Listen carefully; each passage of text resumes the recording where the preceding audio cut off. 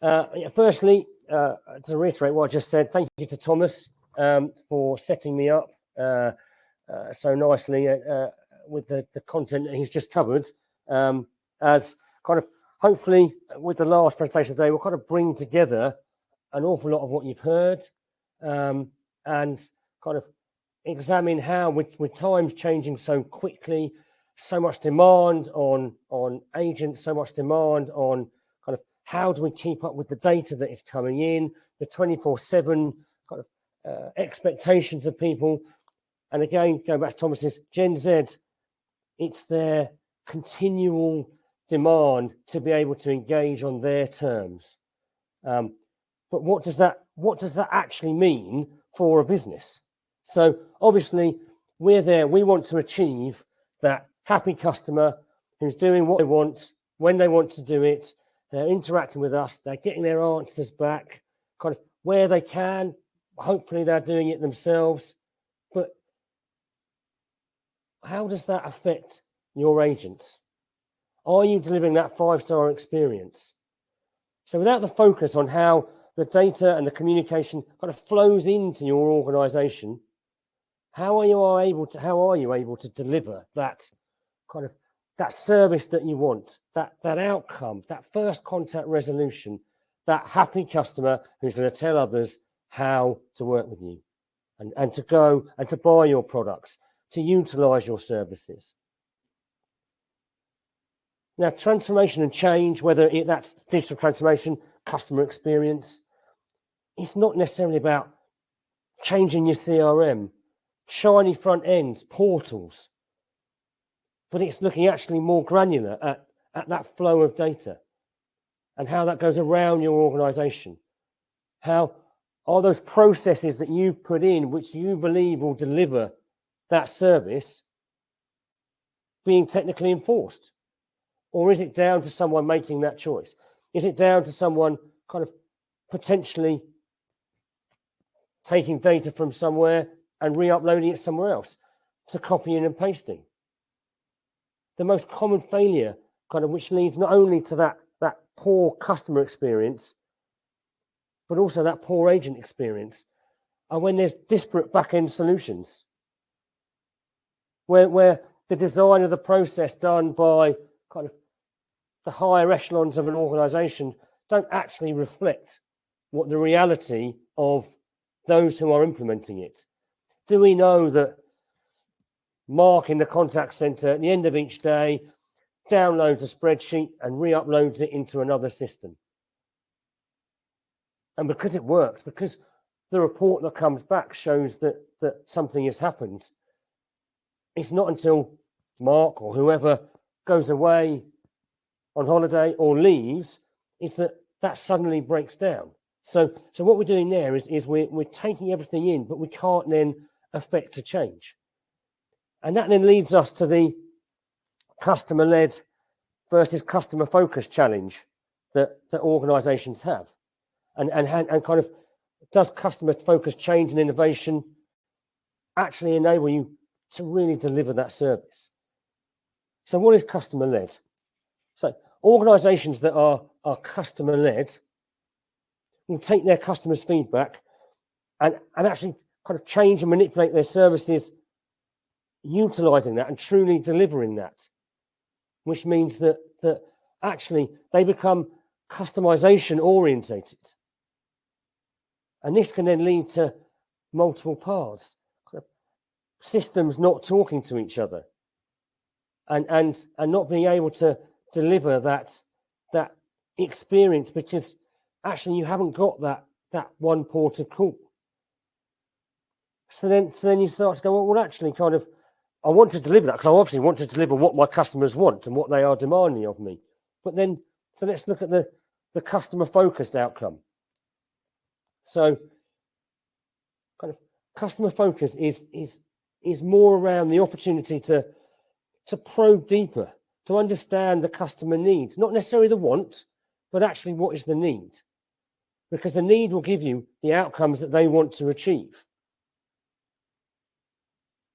When you're looking at how to develop kind of how you are interacting with your organization and the systems that you're using, look and address that need or the why. Kind of continue to question and kind of without trying to solutionize. So kind of this is how we're going to make that change. This is what we need to do. Actually, you nullify an awful lot of the information that you've got to be able to deliver on that need or kind of to answer that why question. Kind of, you need to look at kind of a way to address those needs, and that only ends up delivering a positive result for your organization. So you're not necessarily giving the customer what they want, you are giving them what they need. And then what you can deal with is what comes in. So actually, you're starting to look at how you control what comes in and how you are able to deliver that service. So there's two examples. And I go back and I was listening to a podcast called Sneakonomics on the BBC, and it looked at how in the 80s Reebok overtook Nike, and that kind of Nike were becoming customer led. So it was, we deliver running shoes, we deliver kind of shoes mainly targeted at men because no one really kind of does any other exercise. And then you had aerobics come in, and kind of there was kind of people were talking about different shoes, but Reebok looked at the need. What is the difference between an aerobic shoe and a running shoe? Actually, what is the customers looking to do? So suddenly they started to kind of go out there and kind of work with those leaders. So in fact, they actually worked with Jane Fonda. If you see on her first video, she had no shoes on. Any subsequent video that she produced, she had Reebok shoes on. What they had done is they had become customer focused. They'd been listening to what the need was out in the market, and that took them from fourth or fifth to suddenly they were outstripping Nike in sales.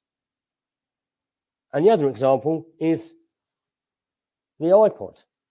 So this kind of iPod wasn't about kind of being led by the customer. It was about looking at how can we kind of improve and focus on what people's needs are. People don't want to be carrying around 15 CDs in a case, and when they do any exercise, it jumps, or they're stuck in the 80s with the tape. How can we deliver that kind of that need that's growing for multiple songs to be able to be played? So customers weren't saying, I want to carry around a very small hard drive.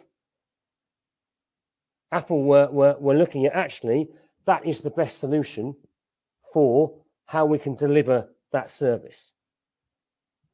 So then let's go back, and again, as Thomas and a number have mentioned, at one of the most important kind of areas of this change, and that's the agent. So what do your agents see? Are they getting in kind of that ever increasing power of data? Kind of, it's confusing. The kind of it keeps coming, it keeps flowing. Back office system here, new area there. Kind of, it keeps building and flowing and kind of working across many sectors. That's what we see. Is that overrun and overarching of data, kind of not enabling someone to be productive. So then we need to breathe and have a look at why that is happening. So I'm working across all sectors: travel, public sector, insurance. And the big thing that we're getting is that agents are saying it's too much data, there are too many systems, there's too many kind of transactional activities that I need to deliver. And that's what slows me down. That means I can't be productive. And that means at the end of the day, they're not that happy. And kind of that is where an unhappy kind of agent, it's very hard to deliver that 5-star service. So kind of how do we start to look at that kind of overbearing, confusing and kind of demoralizing aspect of loads of data? So as an organization, have you gone back? Have you asked your teams how they feel? Have you asked your teams how they cope with this? Have you talked to them about the systems that you've implemented and if they work? And if you don't know those answers to those questions, then it's likely that actually you are missing areas that can be improved, that you can take it back, that you can enable that agent to make that breath and actually deliver that value that they want. Are they copying and pasting from one system to another, having to add communications to back office CRMs? Are they having to, and this is one of the most common ones that we see, continually go back to the customer for more information? So then what you're getting is this whole kind of, as Jonathan said in his presentation earlier, this whole tsunami of communication, because not only am I getting kind of all the emails that I've got over the weekend on a Monday, I'm then having to go back to those emails for more information and answer the emails I get on Monday, or answer the phone calls, or answer the WhatsApp messages or the social media messages, because I can't actually resolve that contact when it comes into me. So then no matter what the channel that is coming in, you need to then look at that customer journey and how that customer journey is controlled to enable you and your agents to deliver. So now, kind of having looked at that, let's open that can of worms of everything coming towards you. A bit like when you go into hyperspace in Star Wars or Star Trek, when everything's coming at you. Kind of how can we then now compartmentalize that change so that you can actually remove that overbearingness? You can start to kind of actually enable your agents to add value and to deliver.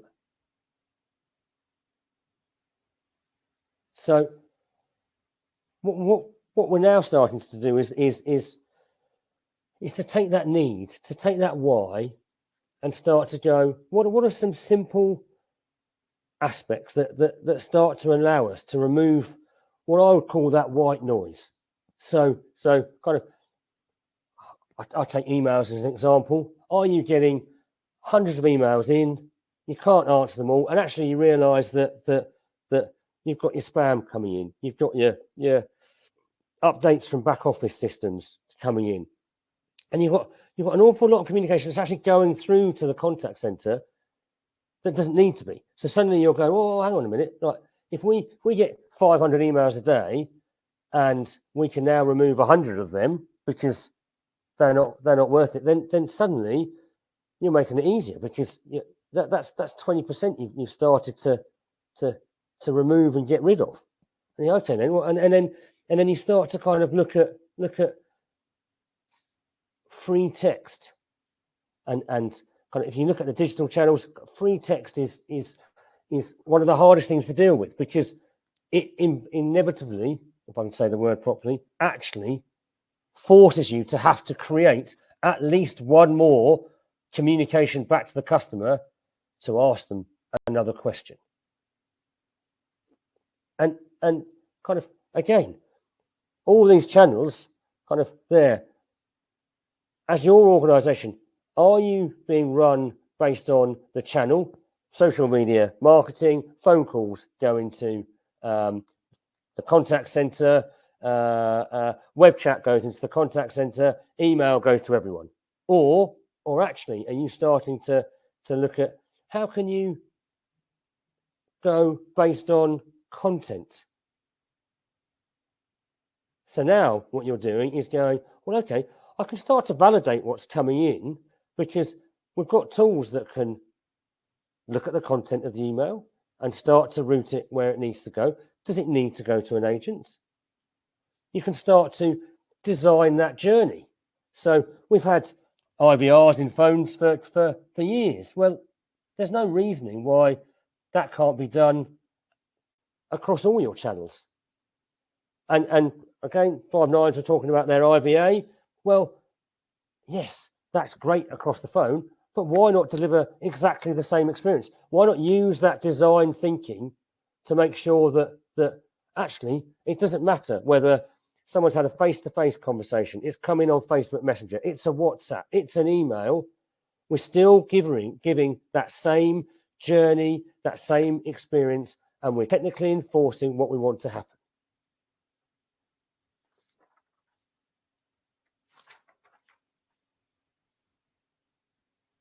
So then we build on that and we start to go, well, okay, that's well and good, but that's still siloed. It's still coming in and it's having to go to an agent. I may have automated a response back or automated the data collection from someone, but it still needs to go to an agent to do something. And that's where you then go, well, kind of actually another aspect to avoid failure, to help to remove that chance of human error, is looking at how you integrate and automate. And again, automation is not about removing an agent. It's not about shrinking your workforce. It's about enabling you to grow. It's about kind of the removal of transactional tasks to make someone happier. It's about enabling someone to be more productive. And it means that actually you can grow as an organization and your people can grow with you, and you're not having to continually kind of fight against that recruitment and loss aspect of your kind of most valuable tool.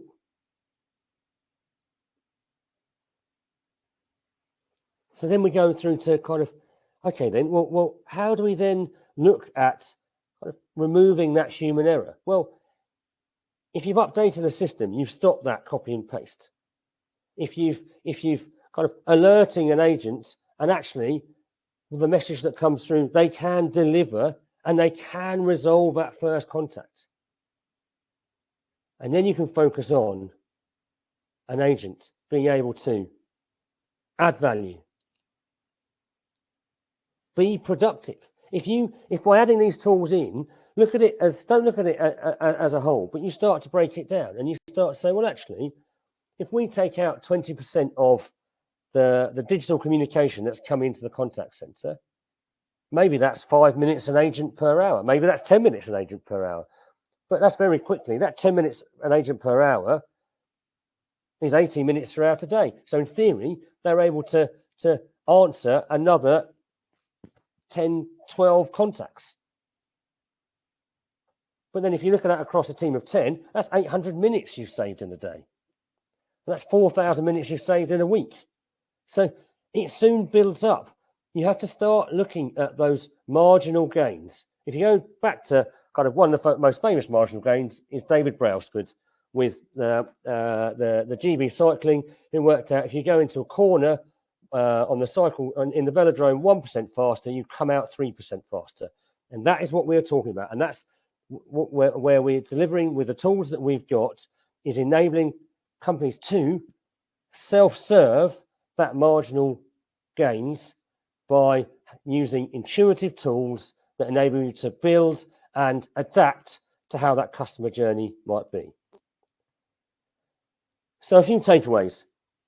One, be customer focused and not customer led.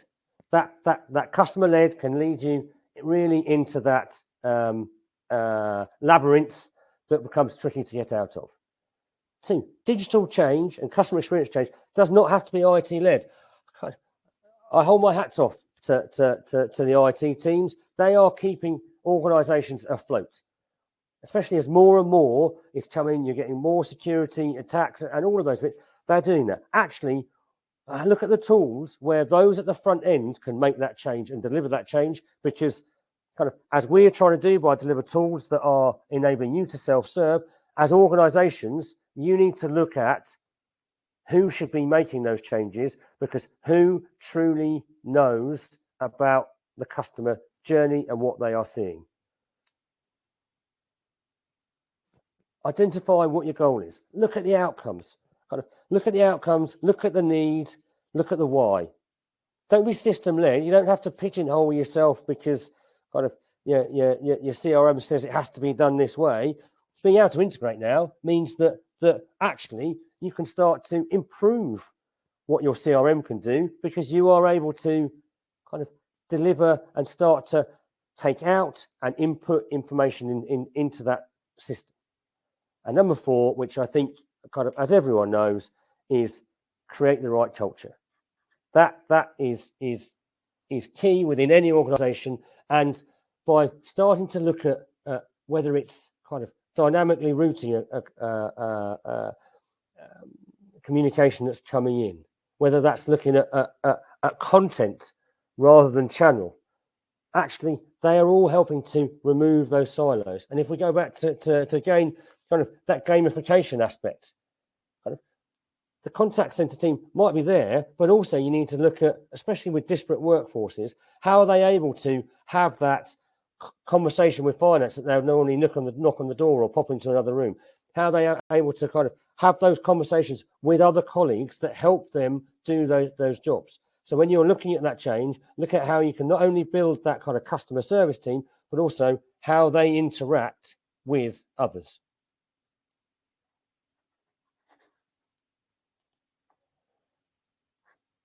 So that is me done. Thank you, Gil. Very, very interesting. A lot of food for thought in there, and I think very much underlines the importance of looking at the outcome, taking a problem-solving approach. I think we're going to talk through some examples shortly. Our fireside chats. No cigar and port, I'm afraid, but maybe we'll grab a beer after. I do think what we've seen is it underlines the importance of taking an iterative approach as well, where we're looking at the outcome, we're looking at the problem, and we start on this journey working with customers. And we solve the first problem, we prove the benefit, we get going, and we keep going, right? And it's about how do we support the transformation and change for our customers. So I think, really clear. I think there's a lot of great case studies that we've got. I touched on a few, very high-level examples earlier on, and I just wanted to pick up on a couple of points with you and get your insight, Gil, with you going over the last couple of years working with us, working with the team and customers. So the first point is that there has been, and you've talked about it as well, the significant upswing in the volume of emails, which can overwhelm customer service operations. What's been your experience, your real world experience of this working with customers?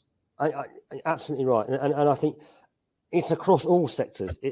I think email and digital is becoming the go-to way of communicating.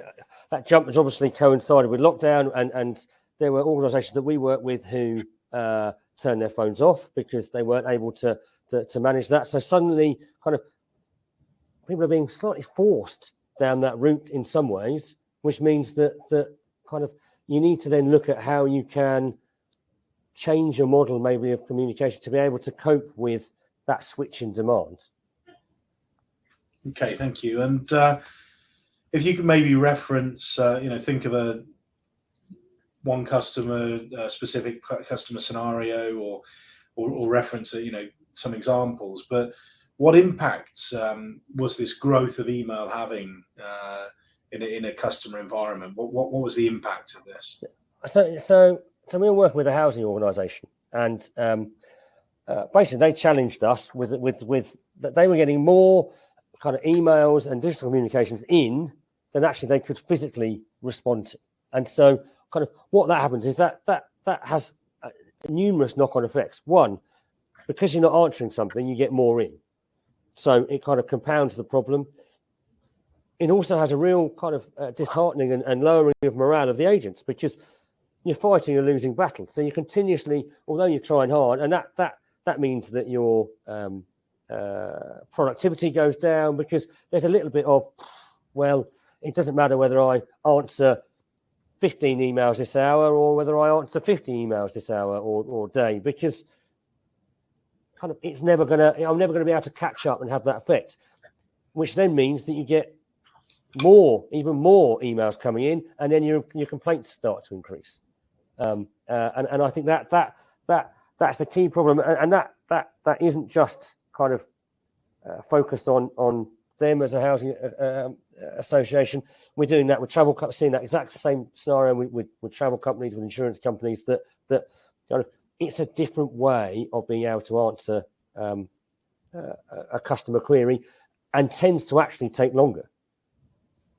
So we talk about problem solving, and there's one example of the growth of email and the impact it's having. So how do you work with the team, within Britannic and customers to understand the actual problems that we need to solve? How do you validate what those issues are?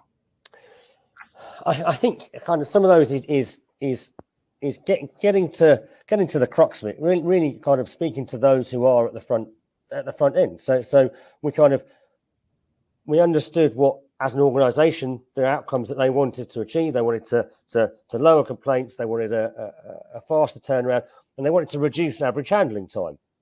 And actually, I'll come on to that later, because that's an interesting one, because it's how do you kind of quantify that. And then we actually looked at the complexity of their current setup. So they were using contact center solution kind of initially, and they had streams and streams and a vast spreadsheet of how the flow worked. And kind of I struggled with it, they struggled with it, and no one was quite sure how to do it. So what we then did is, okay, let's break it down. Pick a journey. So we looked at repairs, and we started there. We broke it down. And the most important thing we did was, what information do you need to be able to resolve the query? And that's where we started. And then we could start to look at the journey kind of from there. And a lot of my role is just being that petulant child and asking them why. Why are they doing that? Why do they want to do that? And I think that's the big one, because people are very quick in wanting to recreate what they already do and then look at changing. And actually, that can nullify and in some cases stop any change that happens.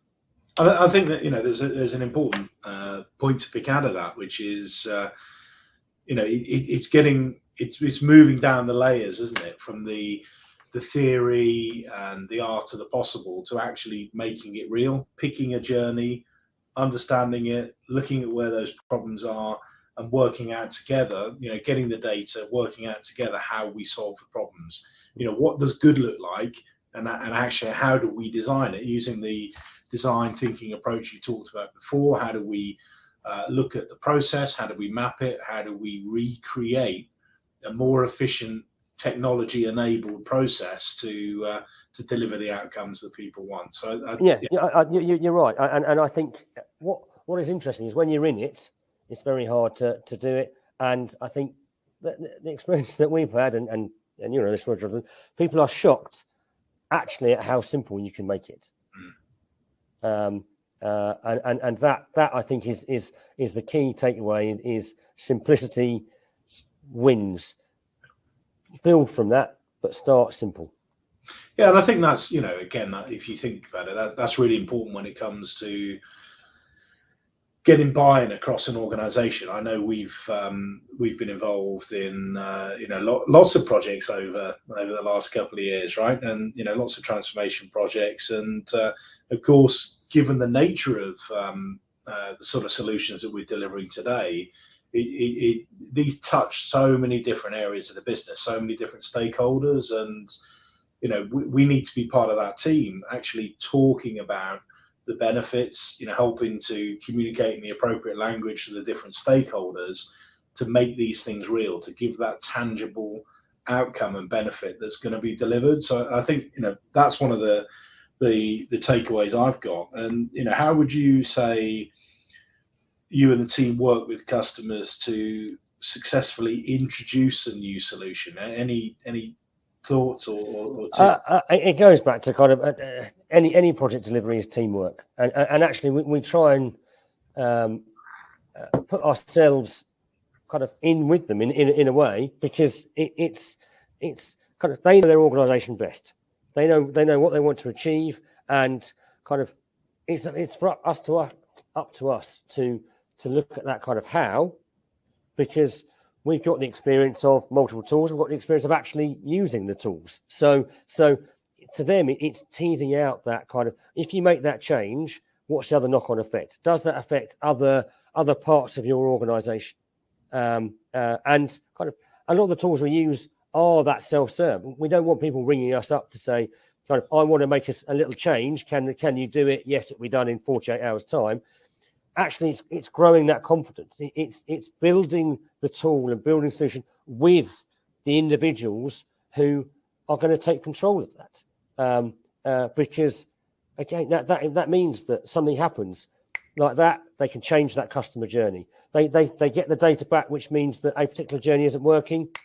They go in, it takes 5 minutes for them to recreate it, and they press enter, and that journey is changed. So that's where we're moving to. It's not like these big CRM projects which take 6 months worth of planning, 18 months worth of delivery, and then it's old and never really gets out of beta. These are, as we're saying, that continuous improvement, that continuous development of a tool to enable you to hit that kind of 5-star customer service that you want.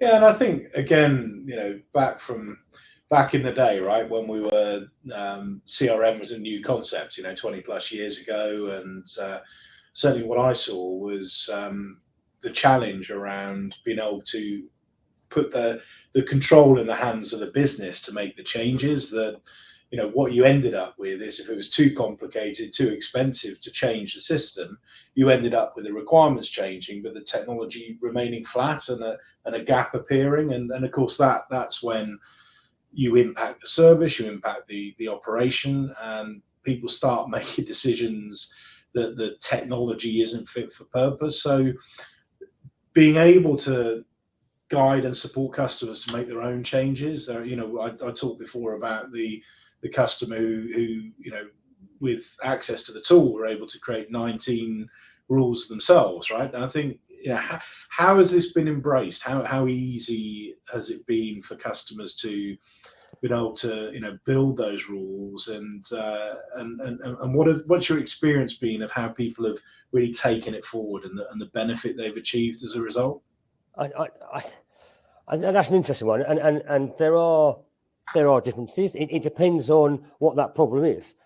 We work with one customer, and theirs is all about answering FAQs, but they were going to have a lot of communication, and so kind of within a week we'd set it up. A couple of weeks in, we'd tweaked it. By week 3, 4, we were at kind of 80 to 90% deflection away from the contact center.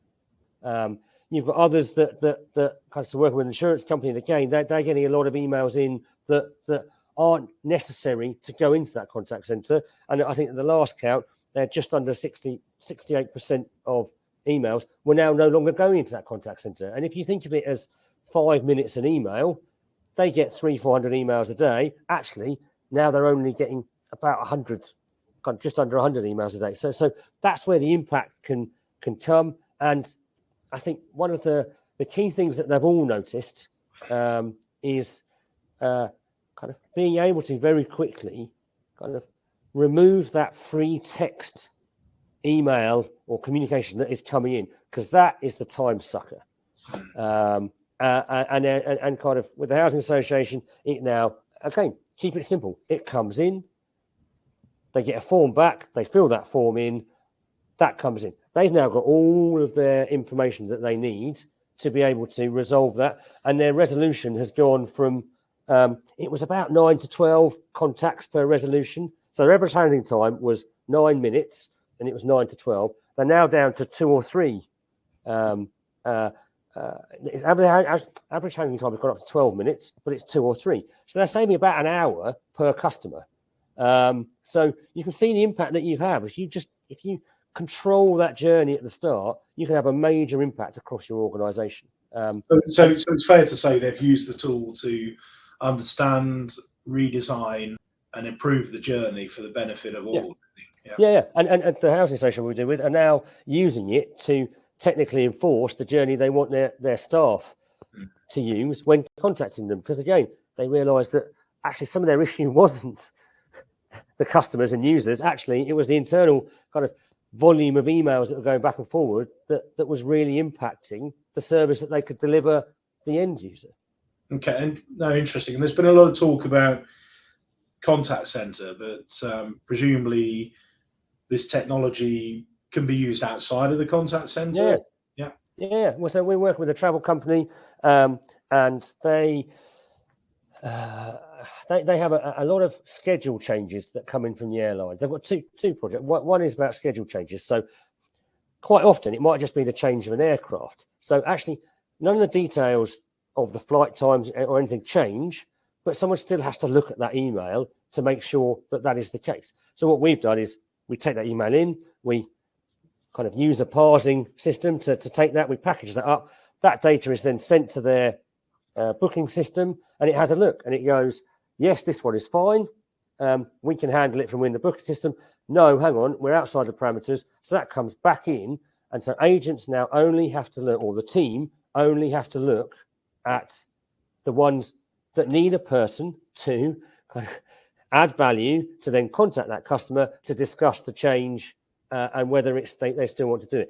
And they reckon that they only have to now look at about 20% of the emails that they would have done. Okay, no, interesting. And I think, for us, what we've seen is the tool set that we've deployed, where we've used we've used the technology to manage email and tickets, and that's the system that the staff use to improve the way in which they're handling emails. We've integrated into contact center systems as well, so we can then deliver into that contact center client, single pane of glass, and we also integrate within back office as well. Yeah. So we're able to take data and actually, automate the update of back office, pulling information, updating back office systems to continue to drive further efficiency in the process. So yeah, that really useful. And look around email. What would you say are the learning points that any specific learning points that have come up working with customers, and any projects around this change with email handling that we've gone through?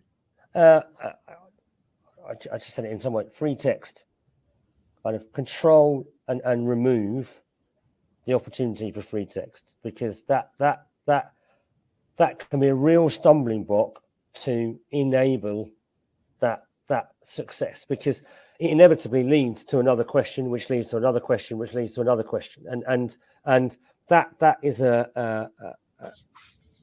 that is where the most impact comes, because it's not like a phone call where the majority of the time you resolve it at first phone call, because you can ask that next question,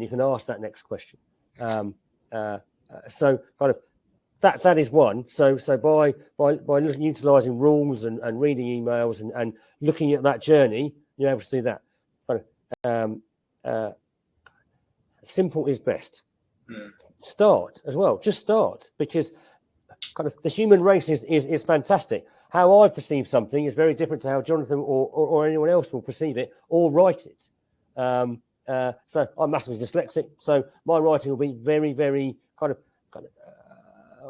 not necessarily kind of put across in the way that you would want. So kind of it's very hard when you're in it. You always think, oh, tweak here, build here, hang on now.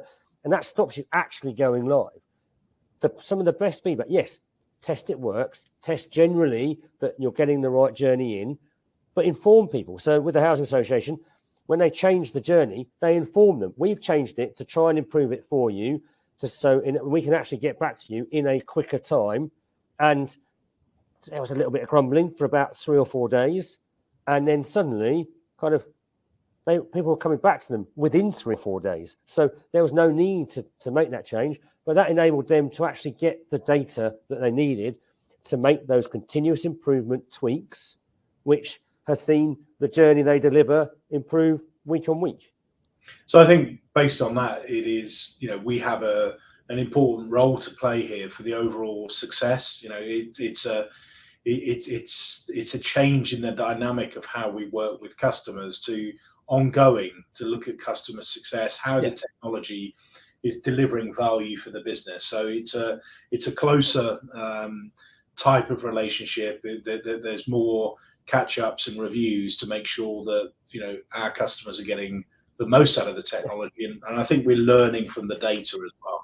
Absolutely, and for me personally, that's the fun part, because you see the impact. Then you talk to someone 1 month, you make a few changes, you go back and you look at the data, and it's like, that's worked, and then kind of that's how we enabled them to see that it was the internal journey that was causing them problems, rather than the external journey now. And so they've now made that change. You then look at things like, well, actually, kind of all the tools have got open APIs. If you link with the back office system and pop up as an email comes in, that can save you another 30 seconds. So you're now looking at kind of increasing that agent experience, kind of because they've gone through that, they've hit their kind of peak of improvement, and now what we're doing is those little incremental parts, so that they can continue the journey and get most use. So yeah, and you're now opening teams. Yeah, and you're getting more benefit as you go. So yeah, really, really interesting. And so the last point I'll pick up on is we've heard a lot today about the growth of digital channels and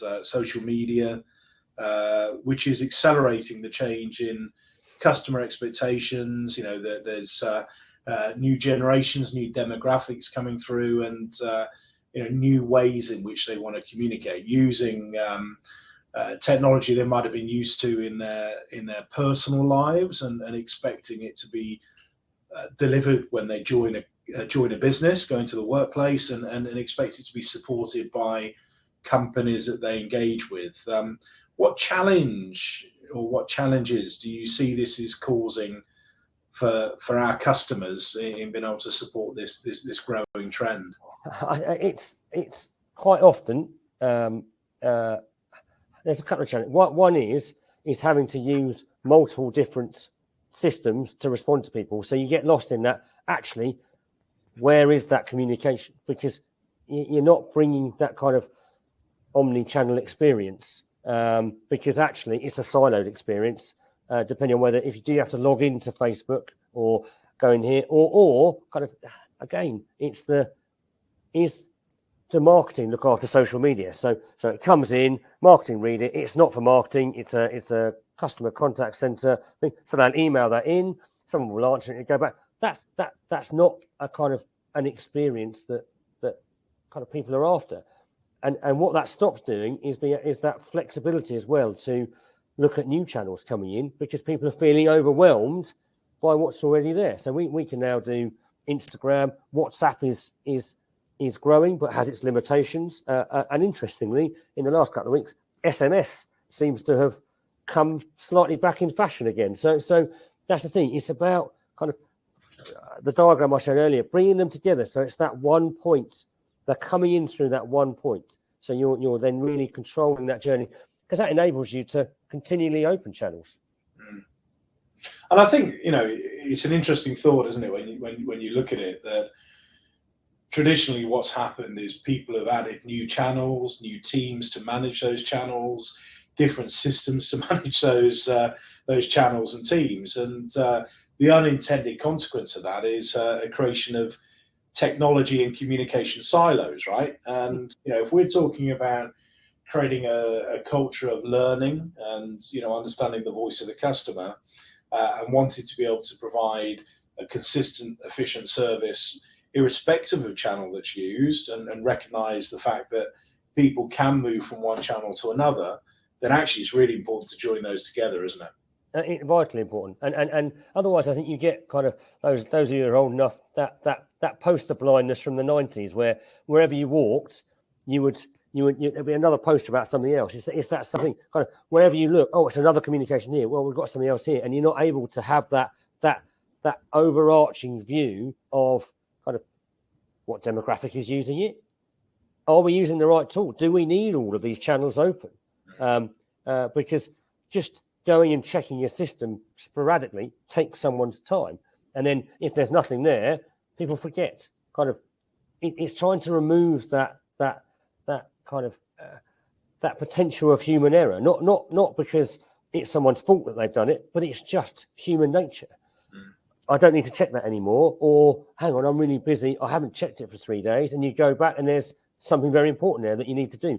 So you need to bring it in to start to be able to work out where you can place it and make sure that you're delivering that agent experience. So what advice would you give to organizations who are wanting to broaden the channels that are used for communications? Because I can imagine, the more you support, if you don't get it right, the more complexity you put on the customer and the user, and the harder it is to manage. So what advice would you give to organizations who are wanting to broaden their channels? What do you think is a good approach? Give us a ring. Good answer. Well, we're dealing with this, and whether you actually take a product from us or not, it's you can tell by today I love to talk. But it is that there are different scenarios, and it goes back to almost the thread throughout the day is, what is your outcome?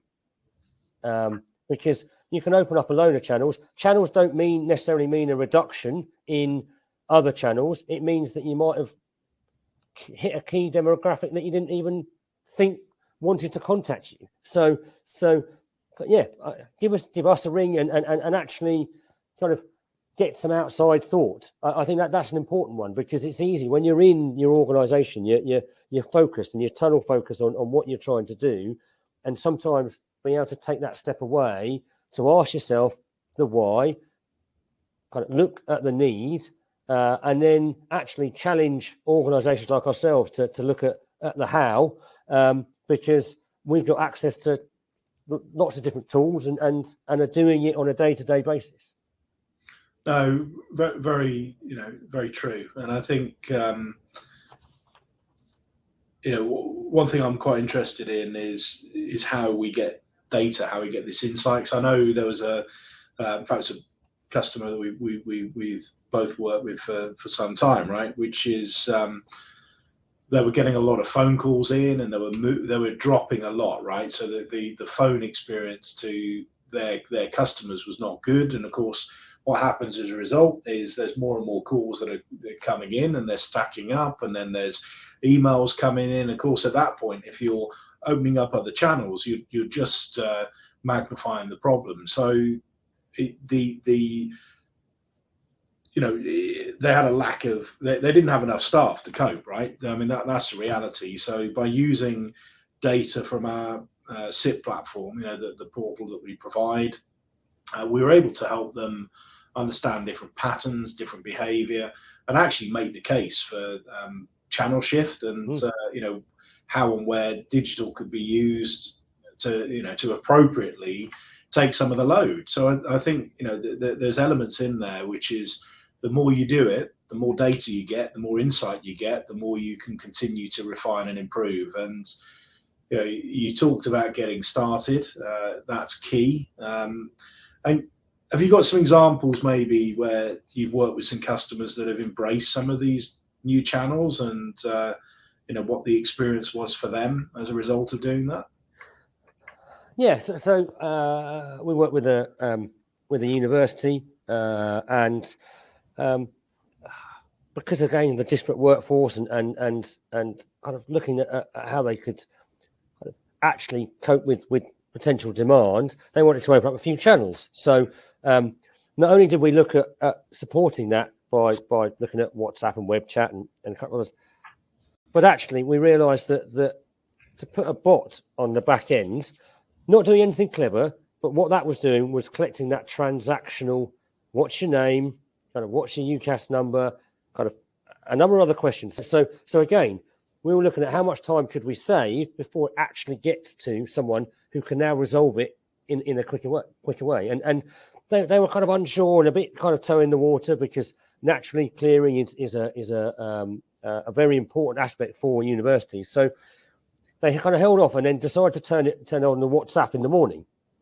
And so not only did they get just about the same amount of calls that they normally get, they got 3,500 extra messages through WhatsApp, because that's what their demographic wants to talk to them in. So they then very quickly were able to fill the places they needed to, and it was a great success. So you've got that side, and then you've got another side, which is working with a travel company. They wanted a way to be able to support those who were overseas to contact them if they had a problem. And phone calls are very expensive, and so we enabled that kind of WhatsApp aspect, which kind of a note for everyone is more customer led rather than organization led. So you don't get the kind of the hundreds of pizza text messages if you're using WhatsApp. And so what they were able to do again was collect all that detail. So it might be midday in Australia and midnight here. They would get all of those details which meant that the kind of either the night staff, which is very small, or the people working next day could actually action what they wanted to do and respond to that person by the time they woke up, rather than kind of it being I've emailed in or I've done something else in a very kind of message on message. What we're able to do again is that design thinking to see what outcome do they want, what information do they need, and how can we enable that first contact resolution. Brilliant. So I think the message there is, Gil, we've got a lot of real world experience in doing this, helping customers through it. Lots of different scenarios, lots of different industries, different channels, different technology, integration projects. We're well placed to help, right? And hopefully that's come through to the people that have just sat through that conversation. So, Gil, thanks for your time. Pleasure. I'll be wrapping up now. So, let's just nice. the slides. Thanks, Thank you. Gil. Cheers.